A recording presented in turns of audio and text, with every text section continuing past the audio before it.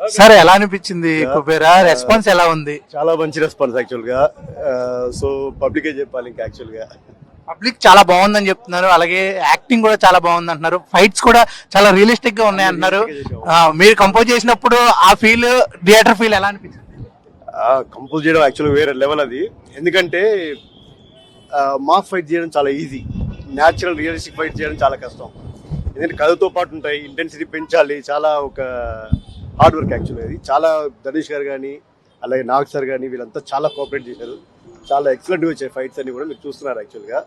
So ఇంకా public నుండి response చూడాలి. సో మ్యాక్సిమం సినిమా అయితే బ్లాక్ బస్టర్. సో మీరందరూ చూసి ఎంజాయ్ చేయండి. Thank you so much. Nagarjuna గారు ఆ గన్నతో కాల్చినప్పుడు, అంటే ఈ వయసులో కూడా తొంగి మరి కాల్చే ఎలా అనిపించి అప్పుడు? యాక్చువల్గా నాకు సార్తో వచ్చిన ఒక షార్ట్ పెట్టాము, ఎవరో రోబో పరిగెత్తి వస్తున్నప్పుడు ఈయన వచ్చి పైన పడాలి, రోబ్ షాట్లో చేయాలి యాక్చువల్గా. చూశారు సార్, చూశారు. లేదు మాస్టర్ డైరెక్ట్గా చేస్తాను, డూబ్ కూడా అక్కర్లేదని చెప్పి చేశారు. సో ఆ విషయంలో ఆయనకి ఇప్పుడు కూడా హ్యాట్స్ ఆఫ్ అని చాలా బాగా చేశారు. ఇప్పుడు కూడా అది మన ప్రెస్ మీట్ కూడా అదే చెప్పాను నేను, ఇప్పుడు చేస్తున్న హీరోలో ఈక్వల్గా చేశారని చెప్పాను నేను. అది థ్యాంక్ యూ. ధనుష్ గారు అయితే ఇంకా అల్టిమేట్. ఆయన అసలు చెప్తే చాలు, క్యాచ్ చేసి ఆ క్యారెక్టర్లో ఇన్వాల్వ్ అయిపోయి చేస్తుంటారు. ఆయన చాలా గొప్పగా చేశారు. ఆయన కూడా చాలా థ్యాంక్స్. ఎందుకంటే డస్ట్బిన్ మన డంప్ యార్డ్స్లో చేయడం అనేది చాలా ఇబ్బంది అయిన విషయం అక్కడ. ఎందుకంటే మన డస్ట్బిన్ దగ్గరికి వెళ్తేనే మనం ఇబ్బంది పడతాం మనం.